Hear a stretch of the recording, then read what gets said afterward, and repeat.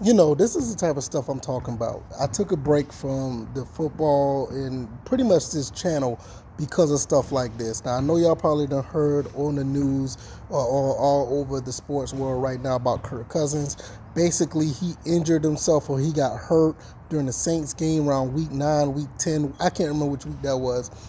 He ended up getting hurt that game, and then that was like the beginning of the end for Kirk Cousins. The losing streak happened and all this other stuff. Now, it's reports out there now like saying that he lied about it or he told Raheem Morris about it and they lied about it just to keep this whole thing going with Kirk Cousins because apparently, I guess because of money or whatever the case may be, you got a top 10 quarterback on the bench and you're still playing games when you're trying to win the division and was on pace to win the division. You got to understand, after at week 10 you were 6-3 at 9 games in. Yeah, you were 6-3. Why would you jeopardize that because of an injury that you don't want to tell anybody? I think you hurt his elbow or shoulder or something like that. See, this is absolutely ridiculous. Now, see, this is the type of stuff that make me tune out from the Atlanta Falcons this season. Not this particular thing, but this is the type of stuff. You look at the timeouts when you played against the Commanders, the way that you were frustrated, you were stubborn.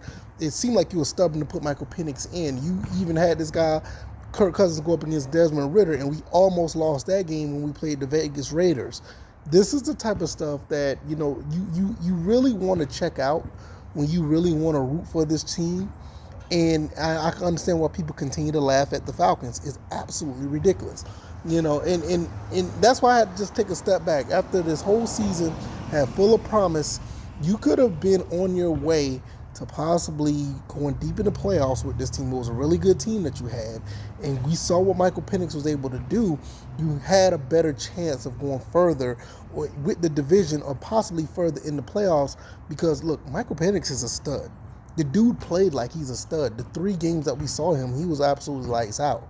Yeah, there was an interception. A few of them, well, pretty much all of them wasn't his fault. But there was some throws that he made that was like, look, these receivers could benefit from that. Whatever Kirk Cousins had going on with his arm, his shoulder, his elbow, or whatever the case may be that they lied about, did not help matters at all. And then you had the coach possibly being, a part of that cover up, if it is a cover up, that they did not do anything about it, then waited to the last second to get Michael Penix in the game, and Kirk Cousins supposed to be like this best backup. No, it's time to go ahead and let him go. The experience didn't work. Experiment didn't work.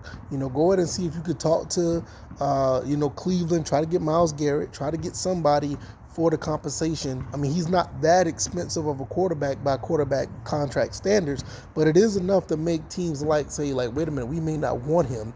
And then on fact, you already had a quarterback that had an Achilles injury. Now he had another injury, and he's covering up injuries because he's trying to save money or he's trying to keep getting money. I don't think you could probably make a case he's not even tradable now.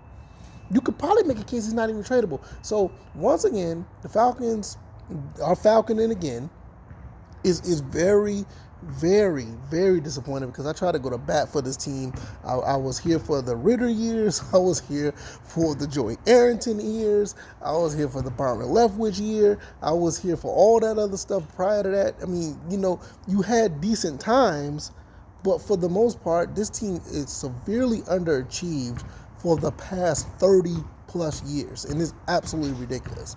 If you look, and you just add this on to the top of all the other stuff, it's really disheartening. But at the end of the day, you know what? I may have my gripes with Coach Clay Helton. I may have my gripes with him, but I love rooting for these Eagles because at the end of the day, we may have our differences or issues with the Eagles, but I'll tell you one thing, I'll give him credit. He makes those kids go out there and play their heart out every single Saturday, and we saw it throughout this season, despite all the ups and downs. This Falcons team, I don't know what they're doing. I can't blame the players because the players are playing tough, but you could tell you can tell sometimes when some players are checking out. You can tell when some players are checking out of a team. And I'm not saying all of them did, but those one or two was and one of them we really know that's on offense that really did check out, on numerous occasions. But you can tell, especially when you go to the games and you watch the games, you can see when a player check out. And it's like it's very disheartening. And this coach with all this rah talk for Raheem Morris, out of Raheem Morris, it just seems like it's not adding up. And now you're getting other sideways talk when it comes to injuries, and you trying to cover for a quarterback and this and the third. It's very, very, very disheartening. And to be honest with you, it just makes you just want to watch the team from a distance, man. It just makes you not even want to create content for the team. That's why I said I just stick with the Eagles, man. Just stick with the Eagles. I mean, I don't know, man. What do y'all think? What do y'all think, man? It is absolutely crazy how things are going. It's very, very disappointing, and I just don't know what to say at this point. Hey, how you doing? All right, all right. But I just don't know, man. I just don't know. Y'all let me know what y'all think. I'm gonna get out of here. Peace.